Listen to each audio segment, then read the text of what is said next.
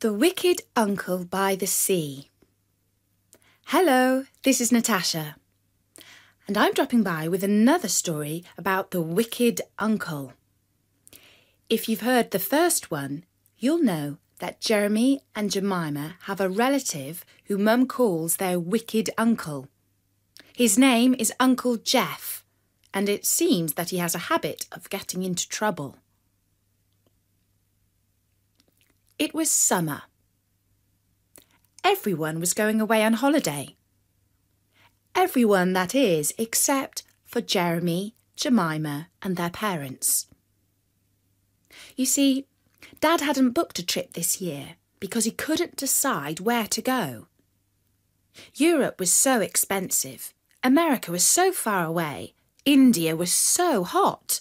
Oh dear, he couldn't think of the perfect place that would be just right.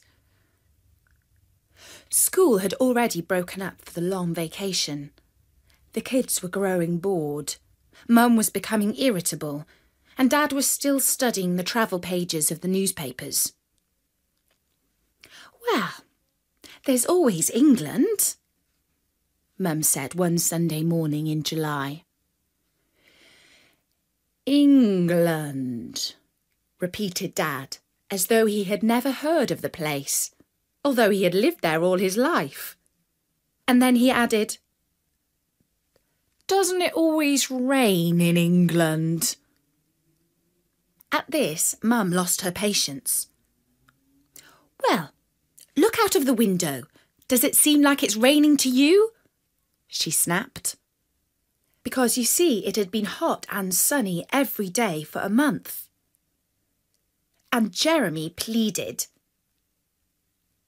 "Dad, we must go on holiday. We can't stay in this dump all summer long."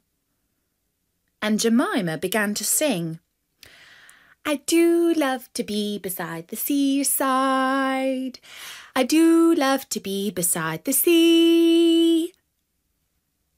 Dad shook his head and muttered that it probably was too late to go on holiday to the English seaside because everywhere would be booked up by now. But Jeremy had an idea. "I know. Uncle Jeff's got a holiday house by the sea. Let's go and stay with Uncle Jeff. Can we, please?" "Oh, no," said Mum. "Not with Uncle Jeff." And the thought of staying with his brother was enough to make Dad go upstairs to his study and scour the internet for holiday cottages by the sea. Unfortunately, he was right. It was too late. Everything was booked up. On the 1st of August, the tyres of Dad's big blue estate car crunched up the driveway of Uncle Jeff's country house by the sea. "Wow," said Jeremy. "This isn't a house, it's a castle." "Don't be silly, Jeremy," said Jemima. "In the old days, big houses had turrets to look nice, not because they were real castles." And although Uncle Jeff's house wasn't quite a castle, it was certainly large. His sports car was parked in front of the house. He kept a boat on a trailer in the garage, and he had a few sheep to nibble the grass on the lawn. If you went round to the back of the house, you could see the sea. And a rather noisy family of seagulls was living in the turret that had so impressed Jeremy. As the family clambered out of the car, Jeremy asked, "Dad, why is Uncle Jeff so much richer than you?" And Dad looked cross and muttered something about ill-gotten gains. And by then, the wicked uncle himself was standing on the steps leading up to the front door and calling out, "Hello, gang!" The kids both waved and called back, "Hello, Uncle Jeff!" But Dad couldn't have looked more annoyed if a seagull had just pooed on his head.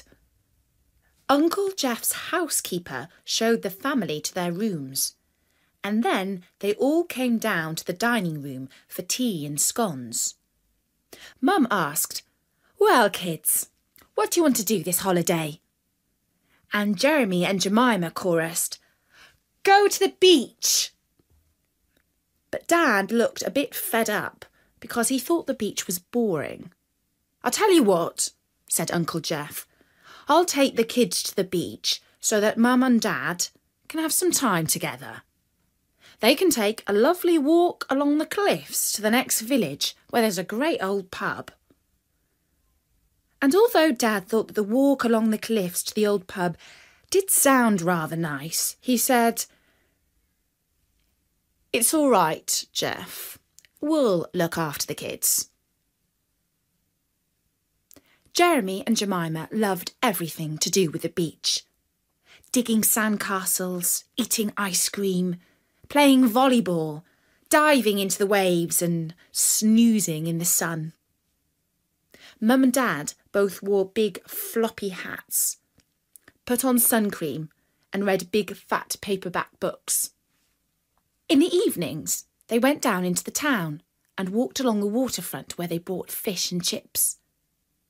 The town was an old port built on the mouth of a wide river leading out to the sea. There was always something interesting to look at, as the water was always busy with yachts and fishing boats, and the car ferry sailing to and fro. On Thursday evening, there was something different to look at. A sleek white yacht the size of a ship had pulled into port. It was so big that it made all the other yachts look like toys. Everyone was impressed, and none less than Jeremy. "I bet its owner is even richer than Uncle Jeff," he said. "Yes, I wonder who owns it," said Mum.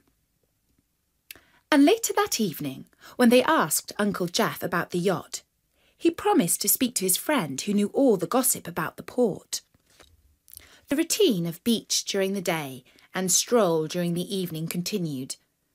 But when Dad had read to the end of his book, he began to think how nice it would be to take that walk along the cliffs to the pub. And when he mentioned the idea to Mum, even she said, "Yes, it would be nice to have a break from the kids." Dad pondered. "I don't suppose they could come to any harm on the beach with Uncle Jeff." And Mum agreed. "No, I don't suppose they could." The next day, they gave Uncle Jeff his instructions for looking after the kids. They must wear hats and sun lotion. They mustn't swim too far out to sea. They mustn't have more than one ice cream. And they mustn't shriek and make too much noise. And Jeff said, "Right on, gotcha." Which didn't make Mum feel at all reassured. But Uncle Jeff did make sure that the kids wore hats and suntan lotion. And he only bought them 2 ice creams. And for a while, he did watch them while they were swimming. He even bought them a little inflatable boat so that they could have some fun floating on it and jumping on and off into the waves. But the thing that made the day more interesting than the other days on the beach was that the large white yacht had moved. It was sitting anchored out at sea, not that far away from the beach. When a helicopter took off from the deck, Uncle Jeff took out his binoculars and let Jeremy look through them. "Wow, that's amazing," said Jeremy. Uncle Jeff said that the owner of the ship was called Sergei Manovich, and that he was one of the richest men in Russia. In fact, he was richer than some countries. "Wow, he must be really wicked," said Jeremy. And Uncle Jeff agreed that he probably was. Uncle Jeff watched the kids play all morning. But in the afternoon he decided that it would probably be all right if he allowed himself a short nap. "After all, they are good kids really," he said to himself, "and they can't come to much harm on the beach." Jeremy and Jemima were playing pirates with the little boat. At first they didn't go more than a few yards from the beach. But gradually the waves and their game took them a little further out. They were still among the swimmers and the windsurfers. But Jemima said, "Jeremy, I think we ought to go back in." And they both leant over the boat and started to paddle with their hands. But instead of returning to the beach, the current pulled them further out.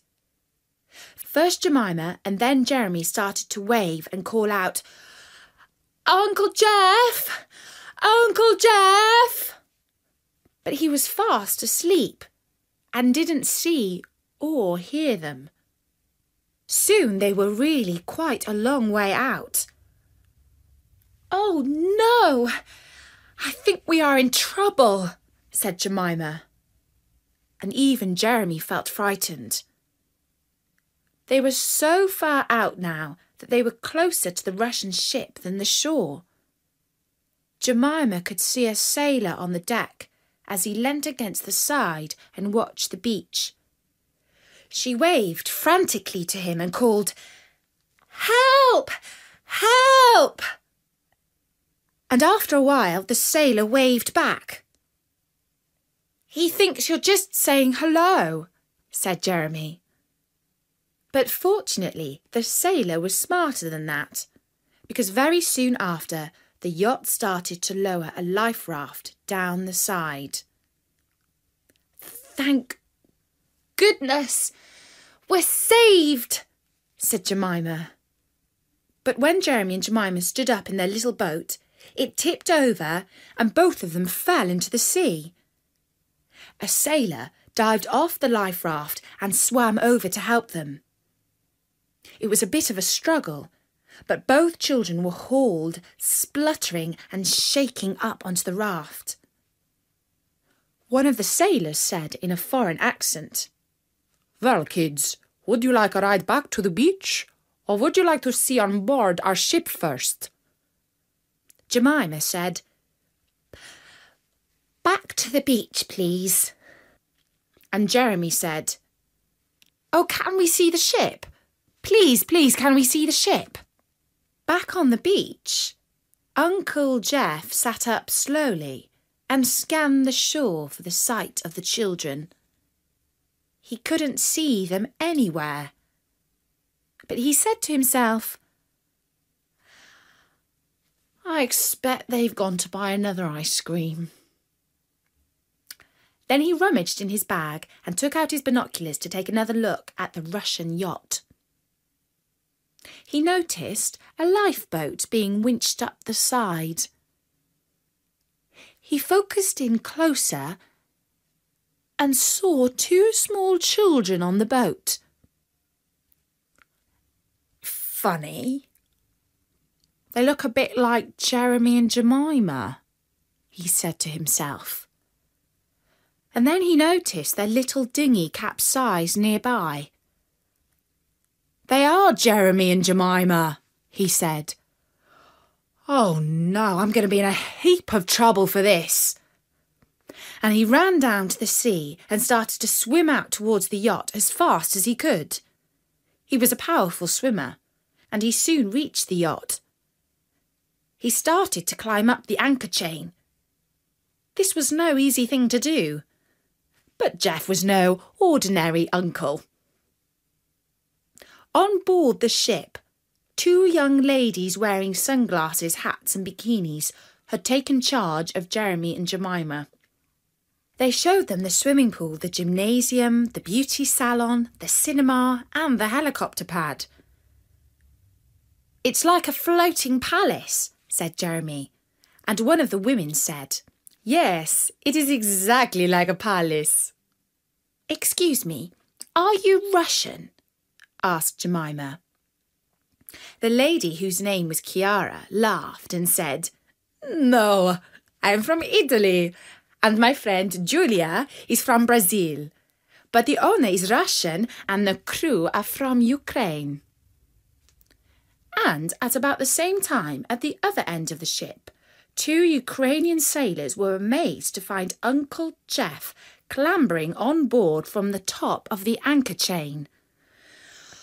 "Hi, I'm looking for my niece and nephew," said Uncle Jeff as he jumped onto the deck.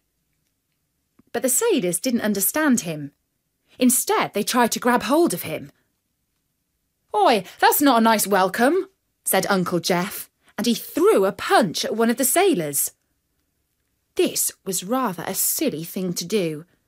The second sailor hit him over the head with something heavy, and Uncle Jeff fell unconscious onto the deck. The sailors dragged him down into the hold and locked him inside a sea container. Jeremy and Jemima were sitting by the swimming pool and sipping milkshakes. "I think we should go back to the beach now, if you don't mind," said Jemima. "Our Uncle Jeff will be worried about us." And Chiara said, "Yes, I will go and ask the sailors who rescued you." And she went off to look for them. Up in the bridge of the ship, the 2 sailors who had found Uncle Jeff reported to the captain. "So we have a British spy," said the captain. "We shall put out to sea and get rid of him before the boss gets back. He must not know anything about this." Soon after that, Jeremy and Jemima noticed that the ship was starting to move. Jemima ran up to a sailor and said, "You can't go out to sea. You've got to take us back to the beach first." But the sailor didn't understand what she was saying. And besides, he was busy. Jeremy ran off to look for Chiara and Julia, but he couldn't find them anywhere. Eventually he bumped into Jemima, who was also looking for help. "Oh no," she said. "I think we've been kidnapped." "Perhaps they're going to take us to Russia," Jeremy said sadly. But the ship did not go very far out to sea before it stopped and weighed anchor again. A group of sailors gathered on the deck, and 2 of them held a long piece of wood. They started to tie it to the railing so that it stuck out over the edge of the boat. It was a bridge to nowhere. When Jeremy saw this, he grew very frightened. "Do you know what?" he said. "They are pirates, and I think they're going to make us walk the plank." "Don't be so silly," said Jemima. "Why would they want us to do that?" But Jeremy whispered, "Hide!" and both of them slipped inside the door of the beauty salon. 10 minutes later, Jeremy cautiously looked out of the porthole to see what was going on. He saw that the 2 sailors were gripping a man by his arms. His hands were tied behind his back, and they were dragging him towards the plank. "Jemima, come and see this," said Jeremy. "They've got a prisoner and they're going to make him walk the plank." "Oh, stop being stupid," said Jemima. But she was curious enough to come and take a look through the porthole. "Oh, my goodness me," she said. "That's Uncle Jeff!" And both the children rushed out onto the deck. "Stop! Stop!" cried Jemima. And Jeremy ran up to Uncle Jeff and threw his arms out to hug his legs. "Kids, am I glad to see you," said Uncle Jeff. "You won't believe this. These guys were about to make me walk the plank." The sailors seemed confused, and one of them went to talk to the captain. A little later, the helicopter landed on the ship, and Sergei Manovich, the Russian owner, climbed out, bowing his head under the rotor blades. Chiara and Julia were up on the helipad to meet him with kisses and hugs. They pointed to Jeff and the children, and Sergei gave them a friendly wave. A little later, the children were splashing in the pool of the yacht. Uncle Jeff was chatting to Sergei, while Julia and Chiara sunned themselves. Towards evening, Sergei arranged for the helicopter to take his guests back to shore. As they drove back to the house, Uncle Jeff said, "I don't think we need to tell Mum and Dad about this little adventure, do you?" And Jemima said, "No. And we won't tell them that you bought us 2 ice creams either." And that's the story of The Wicked Uncle by the Sea. I do hope you enjoyed it as much as we did. And don't forget, there are loads more stories at storynori.com, so drop by soon and listen to some. Until then, from me, Natasha, bye-bye!